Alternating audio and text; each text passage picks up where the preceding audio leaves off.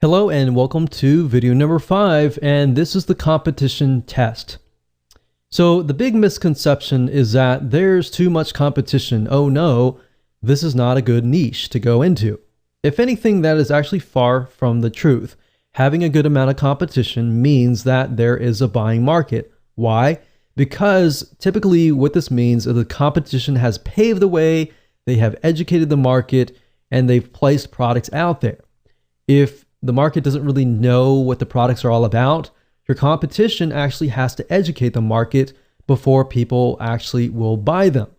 So basically, instead of having to educate the market, you simply come in, provide lots and lots of value, and you can move in, you can find out what your competition is doing, what your competition is not doing, therefore is a demand in itself, and actually do it. So let me go ahead and show you how to find competing blogs, spy on them to do the necessary competitive intelligence. So technically you can go to google.com and do a search for blogs in your niche. But a tool that I like to use is called buzzsumo.com. That's buzzsumo.com. And the reason why I like this is because this site literally analyzes the content that performs the best within the niche.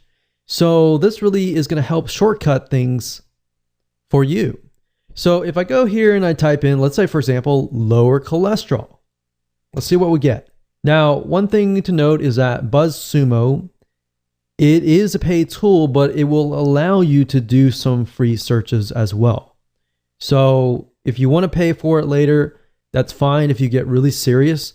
But for now, as starting out, you don't really need to pay for it. So if I type this in, you can see these are some blogs or websites that are actually getting a lot of engagement. And what you're trying to figure out is what are they doing to get that kind of engagement? So they have Facebook engagement, LinkedIn shares, Twitter shares, Pinterest shares. So obviously they definitely have social media. So what I want you to do is just jot down what do you see that they are doing that you could be doing. So let's just take a quick look at these sites and see what they're all about. And by doing so here, this is a good way to figure out topics as well, which we'll talk about later on. But let's just take a look at the sites and see what they are doing.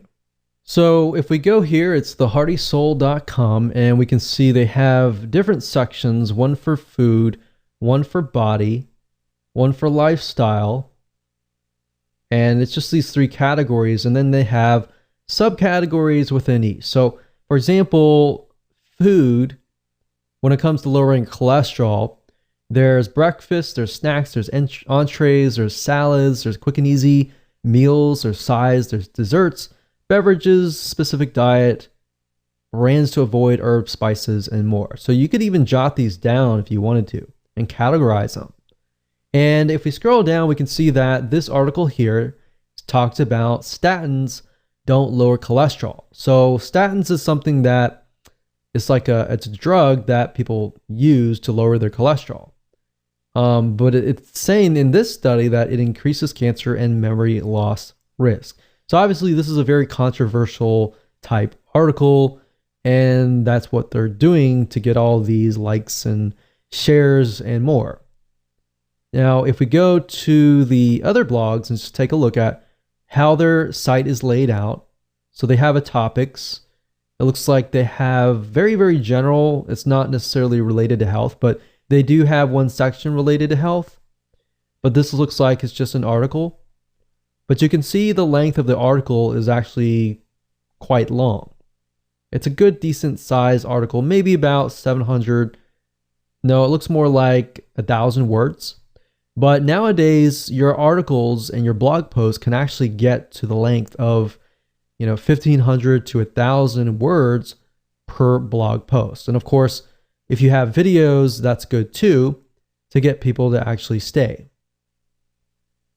So we can see that these sites don't really focus just on cholesterol, but they focus on the overall arching view of health.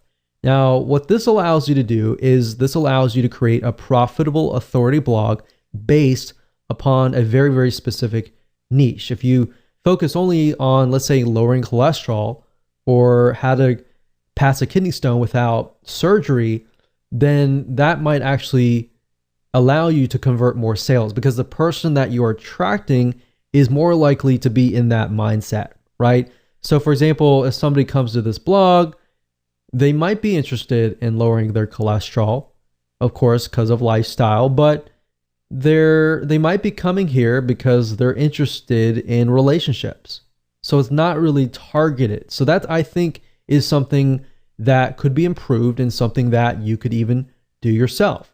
So that's what I would do. I would go to these sites, jot down at least 10 or so things that they could improve and that you could follow, that they are doing that is working for them. And you can compare different blogs to make sure that all of these blogs are doing the same thing.